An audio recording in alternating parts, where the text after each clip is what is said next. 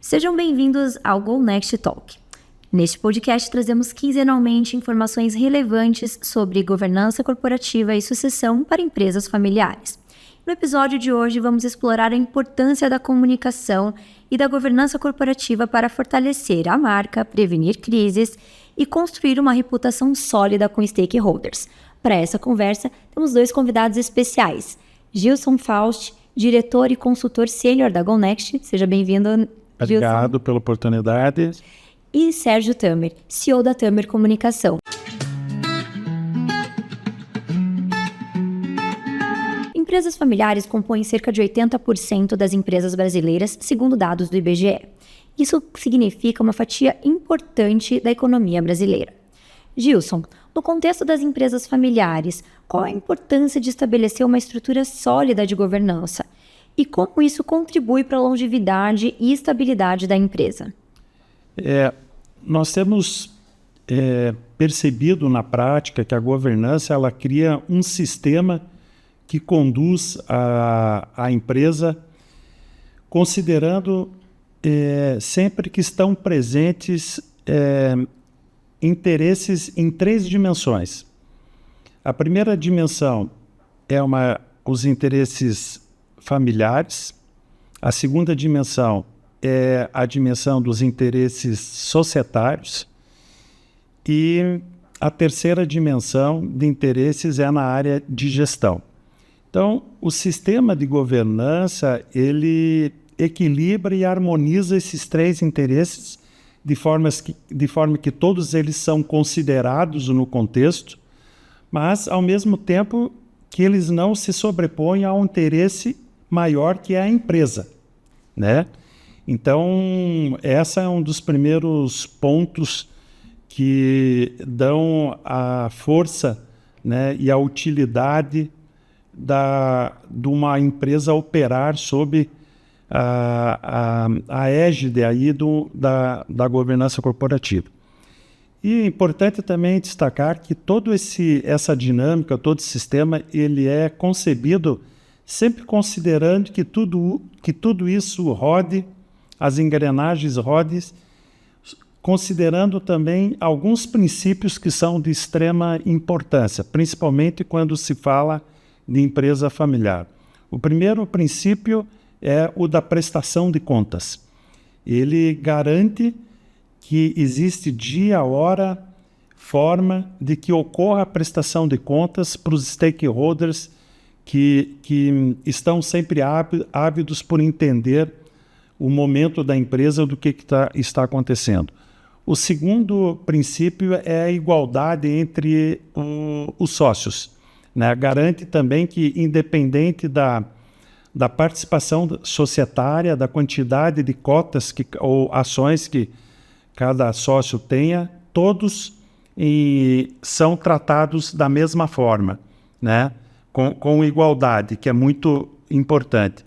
O terceiro princípio também, que é observado pelo sistema todo, é que a empresa tem a responsabilidade corporativa, que hoje está muito em voga, né? Um aspecto extremamente importante que é o famoso ESG, né? ESG significa que a empresa, operando também sobre a dinâmica da ESG, ela tem responsabilidade corporativa.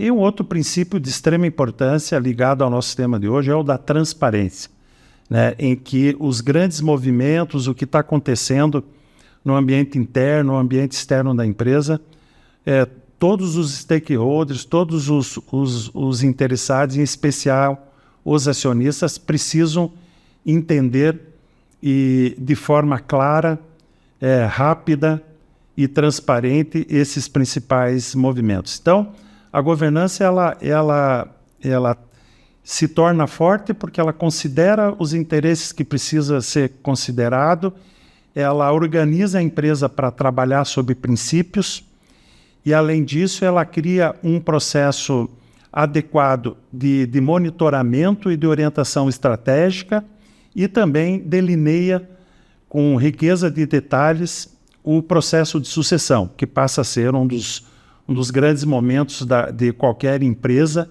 né? quando chega o momento de trocar as lideranças, de alguém suceder nos diversos papéis, todo esse mecanismo, toda essa dinâmica seja extremamente também transparente para todos os envolvidos. Então, esse conjunto de frentes que é o que compõe, por isso que a gente chama de sistema de governança, quando ele opera, né, de forma harmônica, ele cria as ferramentas, e a prática tem mostrado isso. Empresa com governança corporativa é aquela empresa que aumenta muito a chance de ter a perenidade empresarial. Perfeito. Tamer, a comunicação estratégica ela é essencial para construir uma imagem forte e alinhada com os valores da empresa. Em empresas familiares, quais são os desafios de transmitir uma mensagem consistente para fortalecer a reputação dessas empresas? Oi, Ju, olha, a empresa familiar é o que a gente mais encontra hoje no Brasil, como você comentou, né? A gente aqui atende algumas delas, a gente vê alguns pontos, né? Que a gente vê essa dificuldade no processo de comunicação. Primeiro é um desalinhamento entre a nova geração e a geração que está entrando, valores. Isso pode gerar um ruído, né? Na comunicação. Os pais, os avós construíram uma empresa de um jeito, os filhos vêm, tentam colocar uma nova dinâmica nesse processo, né? Isso, por muitas vezes, gera ruído na comunicação corporativa, junto aos stakeholders, né? Junto à comunidade, isso pode atrapalhar um pouco esse processo. Tá? Outra coisa que a gente vê bastante, hoje menos do que alguns anos atrás, é a questão da separação entre o público e o privado, né? O que é da família e o que é da empresa, né?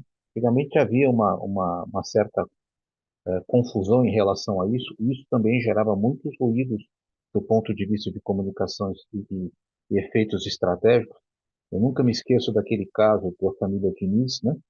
Que o filho dele estava usando o helicóptero da companhia quando o helicóptero caiu, e aí, enfim, a questão era por que ele estava usando aquele helicóptero no final de semana. Esse tipo de situação entre privado e público afeta também muito a questão, e está muito ligado com o que o Gilson falou, né? Você tem uma boa governança, de você ter um bom equilíbrio de processo, né? Para que essas situações não ocorram, tá? Um terceiro ponto que a gente vê bastante é a questão da resistência às mudanças. Principalmente hoje, quando a gente fala em comunicação, a comunicação hoje é completamente diferente do que era praticada há 20 anos atrás, 10 anos atrás, a dinâmica mudou e as novas gerações vêm com uma visão um pouco mais avançada, não é nem certa nem errada, ela é diferente do que era. E, por vezes, antigos proprietários, fundadores, não têm essa percepção. Hoje a sociedade ela consome a informação não mais através do mainstream, não mais através do jornal. Tem pesquisas que mostram isso, agora inclusive nas eleições americanas, se mostrou que menos de 30% das pessoas definiram o seu voto tendo como base as broadcasts, as TVs. Hoje as pessoas tomam as suas decisões muito nas redes sociais. Essa é uma nova realidade que as empresas têm que estar atentas, né? E às vezes você tem um conflito geracional entre a nova geração e a antiga geração, de como conduzir esse processo, tá? E um último ponto que eu te colocaria é essa questão da reputação. Em empresas familiares, é muito comum que a reputação da família, o nome da família, impacte, de alguma maneira, a reputação da empresa. Então, cuidar da reputação dos diretores, dos fundadores, isso é extremamente importante. Ainda mais, Juliana, no mundo hoje, como a gente vive, que é 360, 24 horas por dia, 365 dias por ano. Então, tudo que a gente está falando, tudo que a gente está expressando, todas as ações que a empresa está executando, afeta de uma maneira ou de outra a reputação da companhia. Por isso, você tem que ter um plano estratégico que abranja e foque a comunicação como uma parte vital da criação da percepção de marca das suas companhias. Perfeito. A prevenção é sempre o melhor caminho, né? Gilson, você poderia compartilhar exemplos práticos de governança que ajudam empresas familiares a evitarem crises de imagem? Qual o papel da transparência nesses momentos? Eu acho que esses eventos, esses fatos, quando acontece, não em empresa familiar somente, mas em qualquer empresa, né, quando algum abalo na imagem aconteça por vários fatos. Dois exemplos clássicos, por exemplo, um dano ambiental, né, ou um prejuízo ao consumidor, que são eventos importantes na trajetória da empresa, que repercutem na vida dos consumidores, dos seus clientes finais, e que precisam efetivamente ser bem enfrentados. E aí passa pelo que você indicou, que acho que os dois grandes guias é tratar a questão norteados pelo princípio da transparência e, acima de tudo, da responsabilidade corporativa, que redunda em assumir as consequências de alguns riscos tomados, né, mesmo que sejam desconhecidos, mas que é parte inerente à atividade empresarial assumir riscos, né? Então, quando esses fatos acontecem, né, a forma coerente que esses dois princípios servem de guias para tratar a questão é muito importante, né? Então, onde não deve se esconder nada, se manipular nada, o máximo possível, se necessário for, assumir as suas fragilidades, né?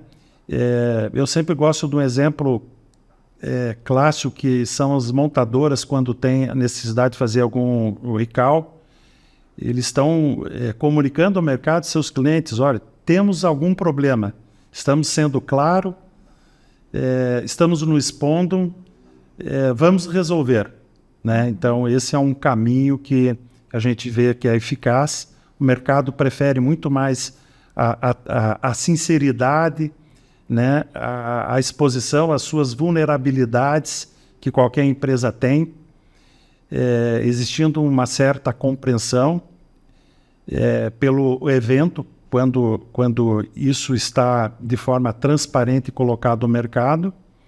E o contrário também temos percebido, quando se tenta deturpar a realidade, né, e esconder alguma coisa, o mercado pune de uma forma muito mais forte, né? Então, a transparência e a responsabilidade corporativa, assumindo os riscos e as suas vulnerabilidades, eu acho que é a receita para enfrentar enfrentar de forma adequada uma situação adversa que acontece com todo mundo. Perfeito. Tamer, existe como prevenir ou evitar crises de imagem? E quais são as boas práticas indicadas que empresas familiares podem adotar para repararem essas situações quando acontecerem? Olha, Ju, eu estou muito em linha com o que o Gilson falou, né? Porque o importante, assim, primeiro, tem como evitar, tem como você se prevenir? Tem, tá? E como é que você faz isso? Você pode fazer um grande mapeamento da sua empresa, né? Detectando potenciais falhas que possam acontecer, ou do ponto de vista ambiental, ou do ponto de vista de atendimento ao teu cliente, ou do ponto de vista interno, né? Como é que é a relação com os seus colaboradores, né? Tudo isso são fatores de risco que afetam as empresas. O grande problema é que as empresas só procuram a gestão agir contra a crise quando ela se instala. Ela não se preparou no seguinte sentido: olha, eu tenho um risco operacional, esse risco pode acarretar determinada situação, então eu já vou me prevenir, melhorar meus processos, ter uma política de seguro. Porque, no fundo, o que afeta a empresa, e o grande problema, é quando a empresa ela não atende à demanda do seu consumidor. Eu tive um caso aqui na agência, de eu atendi uma grande bandeira de cartões de crédito, em que uma pessoa comprou uma passagem usando o cartão de crédito, com seguro do cartão de crédito, mas era uma senhora de idade, ela viajou para a Rússia e lá ela teve a infelicidade de ter uma fratura de bacia. A situação do cartão, não, o seguro que tinha no cartão não contemplava a cobertura plena. Mas aí nós decidimos o quê? De remover essa pessoa da Rússia, de onde ele estava, do interior, não era nem Moscou, levamos para Paris e ali ela fez o tratamento adequado. Nem era obrigação do cartão fazer isso, tá? mas é aquela questão de você dar um atendimento no momento crítico, você atender o consumidor, em uma matéria que ia ser negativa no programa Fantástico, a gente conseguiu reverter para uma matéria positiva. Então, como é que você evita a crise? Primeiro, você monitora os riscos que a empresa está correndo, desde riscos operacionais até riscos internos, porque às vezes dentro da companhia está um embrião de uma crise. É um assédio moral, é um assédio sexual, é alguma situação de vazamento de informações. Tudo isso pode gerar risco. Esse mapeamento ele acontece muito, muito antes da crise acontecer, nem se pensa em crise. Cria-se um comitê de prevenção. Esse comitê se reúne trimestralmente para avaliar sobre alguma fragilidade, algum ponto de atenção, corrige-se o processo e vai se administrando. Quando a crise acontece, é um pouco o que o Gilson falou, não adianta eu terceirizar ou quarteirizar a responsabilidade. A responsabilidade é da companhia por gerir. E às vezes, como acabei de falar do caso do cartão, você assume algum prejuízo para mitigar um processo e manter a sua reputação em evidência. É claro que se há uma fraude, claro que se há uma questão de que você vai judicializar, esse é um caminho que pode ser seguido. Mas muitas vezes você resolve isso reduzindo o nível de impacto que vai ter na sociedade. A imprensa, os veículos, eles são defensores públicos. É sempre pró o consumidor.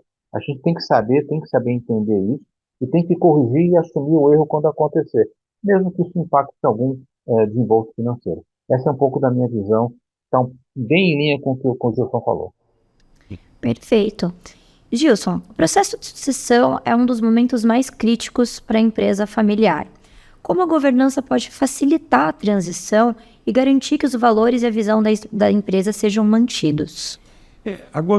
Um dos capítulos da governança corporativa de extrema importância, né, como falamos que compõe o sistema como um todo, é o momento da sucessão.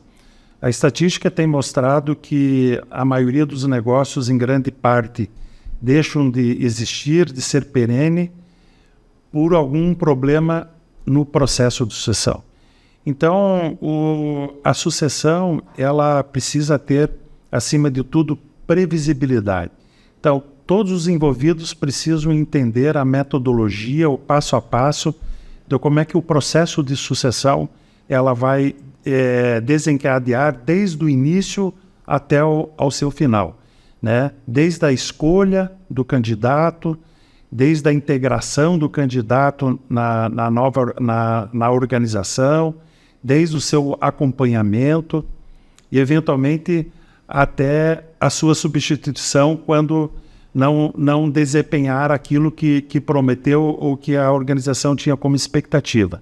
Mas essa previsibilidade, né, que como já conversamos, é uma jornada, então uma jornada se não tiver o passo a passo bem construído, bem consensado por todos, ela não se cumpre de forma eficaz, né? Ela passa a ser um elemento muito importante de criar um novo momento, né, na organização, sob o olhar de um novo líder, mas que, acima de tudo, ele precisa ser escolhido considerando muito mais os interesses da empresa, né, do que os interesses individuais, principalmente no âmbito das empresas familiares.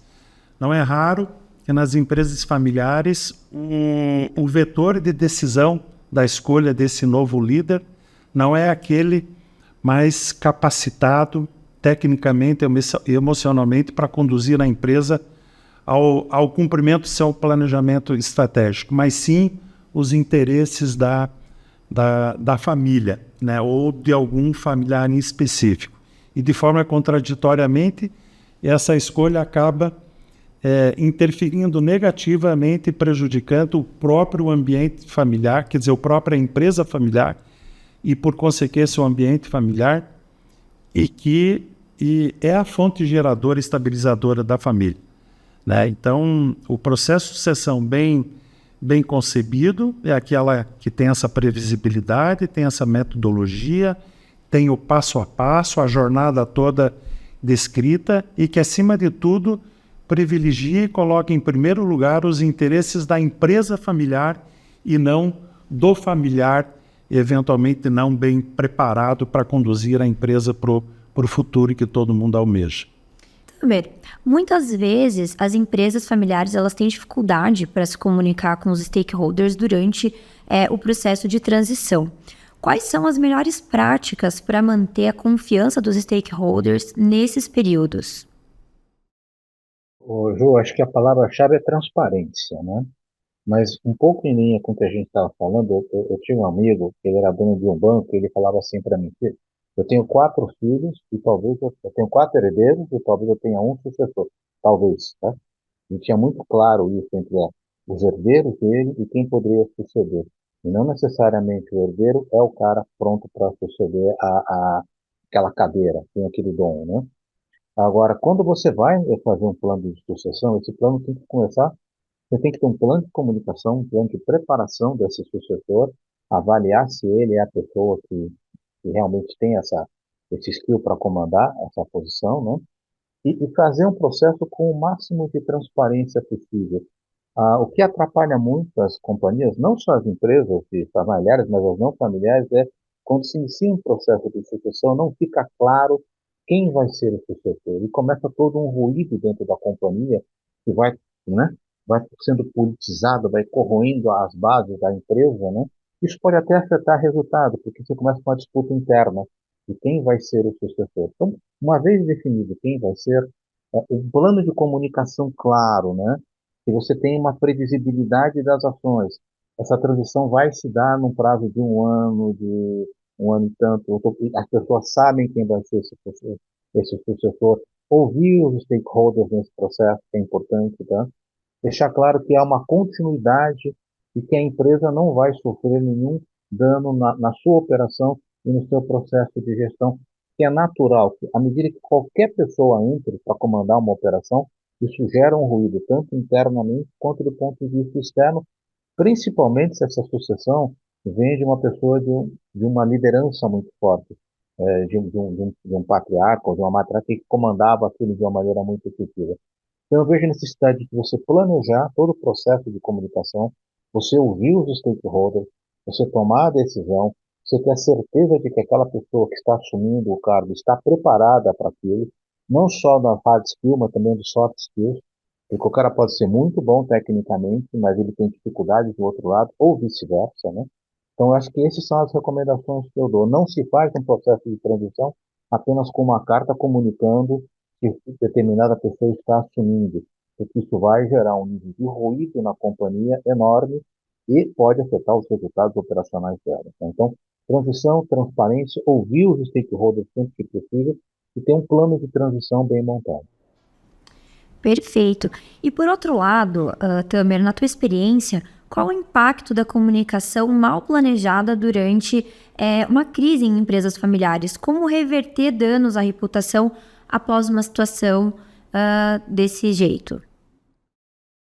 Você fala no processo de transição?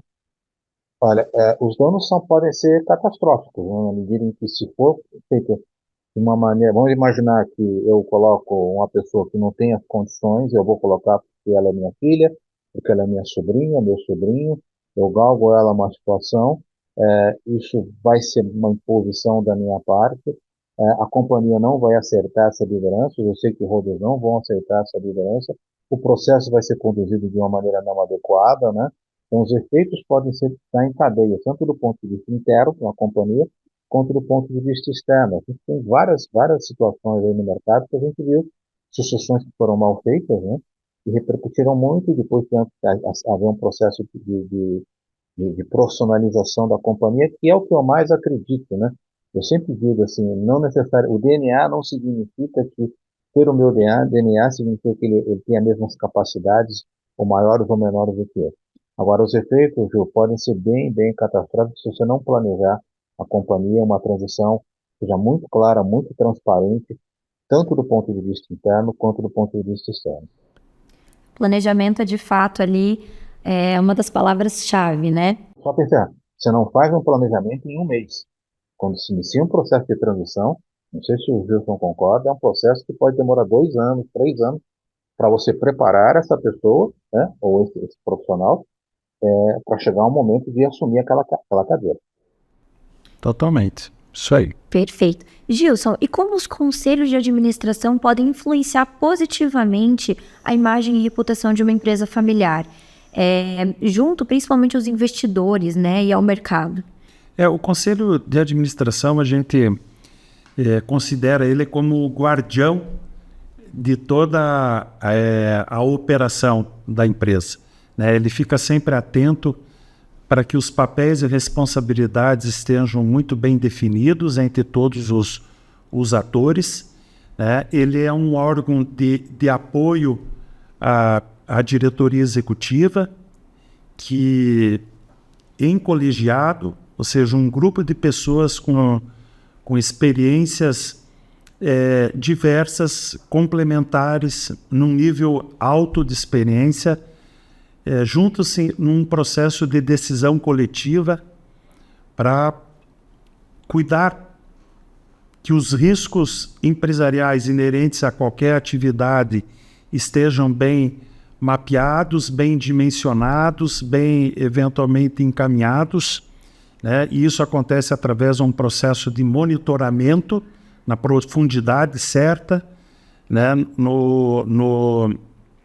Com as informações certas, e ao mesmo tempo o conselho é um órgão que, por um somatório de visões, fornece orientação estratégica à empresa, né? Que a gente informa, que indica que o processo de ambidestria que se transforme no modelo de gestão. O processo de ambidestria é justamente isso. Você tem que olhar para trás e para hoje, mas, acima de tudo, também olhar para o futuro, né? Uma empresa que desempenha é aquela que, ao mesmo tempo, consegue preservar aquilo que está dando certo, mas, ao mesmo tempo, estrategicamente progredir e saber para onde ela está indo. Então, é um órgão de extrema importância, né, que apoia, mas ao mesmo tempo fiscaliza e dá direcionamento. Então, na prática, a gente também tem percebido como o desempenho aumenta, porque as grandes decisões e o grande processo de monitoramento passa a ser não a missão de um homem só, mas a missão de um colegiado, de um grupo de pessoas que soma as suas experiências e consegue construir uma decisão melhor. Entendido. Tamer, e no seu ponto de vista, como uma comunicação eficaz ela pode transformar a percepção dos consumidores sobre uma empresa familiar e fortalecer a marca? Olha, Ju, eu acho o seguinte, eu acho que o consumidor ele é o rei do processo, tá? Então, a gente tem que aprender a escutar, a gente tem que aprender a ouvir. Nós, como falamos, a gente vive um mundo hoje em que todo mundo tem acesso a opinar através das redes sociais, dos canais digitais, né? Então, as empresas elas têm que entender que esse momento é um momento muito rico, é um momento em que permite fazer muitas coisas. E se você não escuta o seu consumidor, se você não está atento ao que ele está querendo, às mudanças, e não tem essa agilidade, você adapta a sua comunicação, você vai ficar fora do jogo. Tá? Isso para mim é muito claro. A quantidade de empresas que continuam agindo da mesma maneira que elas agiam há tempos atrás, elas vão enfrentar, vão ter sérias dificuldades. A gente tem caso clássico de empresas que estão, hoje nós estamos vivendo uma grande crise na Nike, né? A Nike está perdendo o seu mercado ou para outras marcas, né? Que estão surgindo que entenderam melhor a necessidade do cliente, né? Então, assim, em empresas familiares, você tem uma característica que eu acho que é um pouquinho mais assim. Eu não preciso ouvir tanto, porque sempre deu certo do jeito que eu fiz, né? As gerações anteriores pensam isso. Só que o mercado é diferente. Se o mercado mudava antigamente a cada 20, 30 anos, essa dinâmica hoje, Ju, é uma dinâmica que a gente está falando de 2 anos, ela muda completamente o ambiente de negócio que as empresas estão vivendo. Então, eu acho assim, se eu pudesse dar uma recomendação, monitore o mercado, entenda o que o consumidor quer, consulte o seu consumidor, faça pesquisa, adapte as suas soluções e a sua realidade corporativa, né? A questão do ESG hoje, o consumidor não quer mais consumir de produtos de empresas que não tratem bem a questão ecológica, a questão ambiental, a questão do respeito. Então mudou muito este ambiente e continua mudando. A cada dia muda alguma coisa. Então as empresas não podem se acomodar no sucesso que elas tiveram no passado. E do ponto de vista, isso tudo se reflete na comunicação, na percepção. Empresas que pararam no tempo, que não estão acompanhando essa mudança, vão sofrer muito. Ouça o consumidor, se adapte, não tem nada mais certo como era antigamente, tudo pode ser adaptado. Eu acho que esse é o principal olhar.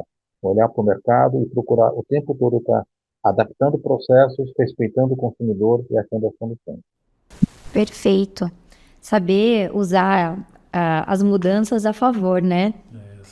Bom, Gilson, para finalizar, que conselho você daria para empresários familiares que estão considerando implementar uma estrutura de governança, mas ainda têm receio sobre essa mudança? Olha, o meu conselho é que o empresário atente para os cases de sucesso das empresas que adotaram, a gente diz, esse ato de coragem de gerir os seus negócios considerando toda a sabedoria e as boas práticas que a governança corporativa traz no ambiente de qualquer empresa.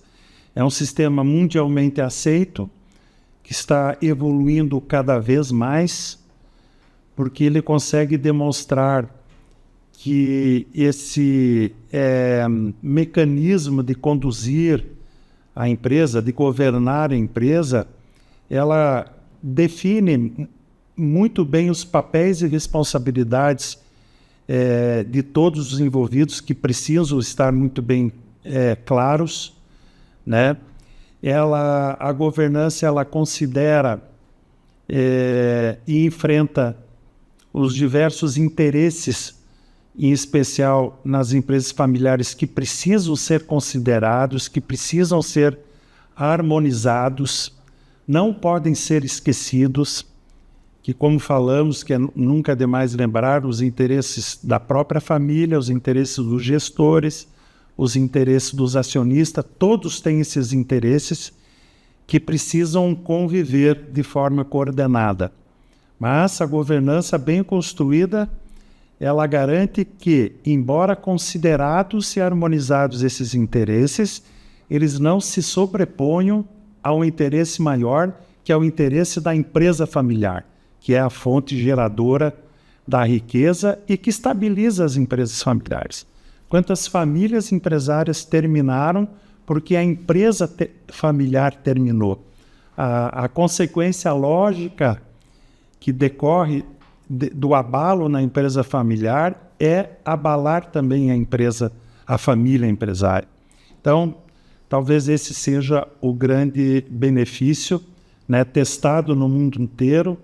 Aquelas que tiveram coragem, novamente a palavra é essa, de quebrar paradigmas, abrir mão às vezes de poder, deixar com que o princípio da transparência, da prestação de contas, da responsabilidade corporativa, da igualdade entre os sócios, seja o grande guia para que uma organização empresarial consiga efetivamente atingir os seus benefícios. Então, os projetos não vencedores de governança corporativa são minoritários, né? Na prática, os projetos são disparadamente vencedores. Então, o empresário que ainda não tem a compreensão clara desses benefícios, que aprofundem esses conhecimentos, nos colocamos à disposição para poder também demonstrar esses benefícios narrados. Converse com outras empresas familiares que mudaram de patamar, aumentaram a sua eficiência quando aceitaram e compreenderam qual é o projeto de governança corporativa para a sua empresa, que isso é muito importante. Cada empresa familiar e cada família empresária também tem a parte da customização do seu projeto, mas, enfim, ao final existe eficiência, existe perenidade e existe uma satisfação de todos os stakeholders envolvidos, em especial dos acionistas. Perfeito, de fato um grande desafio, mas extremamente possível quando existe um suporte de uma empresa especializada e séria ao lado das empresas, né? E Tamer, como último ponto, que dica você daria para as empresas familiares garantirem que a comunicação e o relacionamento com os stakeholders permaneçam sólidos e alinhados com os valores da marca? Olha, Ju, eu acho assim que eu sou uma empresa familiar, a Câmara é uma empresa familiar, né? Eu acho que assim, a primeira coisa para você garantir que a comunicação flua é ser transparente. E eu sempre digo o seguinte, uma empresa que quer ter sucesso hoje, eu acho que a parte de recursos humanos, a parte de comunicação, a parte de desenvolvimento de tecnologia são os 3 pontos principais. Qualquer companhia, pessoas, tá? Olhar as pessoas, mantê-las informadas. E quando eu falo, para mim, um dos stakeholders são seus colaboradores muito importantes, tá? Então, ter uma estrutura, um plano de comunicação muito claro para que você evite ruídos, tá? Quanto maior a corporação, maior o nível de ruído dentro dela, tá? Isso para mim é muito importante, saber a direção que a gente está caminhando, para que todos possam caminhar juntos. Quando você começa a ter uma comunicação falha ou truncada, e a gente tem sido muito demandado hoje para projetos de comunicação interna, para melhorar processos dentro das companhias com coisas muito simples, tá? Então, a minha dica é, olhe para os seus colaboradores, mantenha o time informado, porque eles são a primeira fonte de divulgação das informações. Se eles veem uma briga no corredor, ou alguma coisa acontecendo, pode ter certeza que isso vai extravasar para outros campos, né? Depois você expandir isso para os seus fornecedores, para os seus parceiros, para os seus clientes.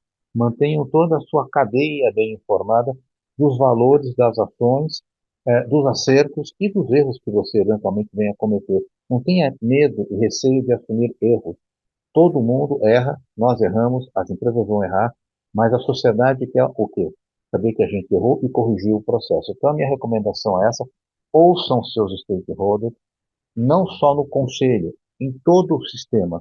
Aquela pessoa, se você produz um produto farmacêutico, vá na farmácia, veja como é que o consumidor, né, interage com o seu produto, ou o seu mercado, e corrija o processo. Eu acho que esse é o grande segredo. O mundo hoje é digital e nos permite fazer isso de uma maneira fácil, acessível, o que há um tempo atrás era muito mais complicado.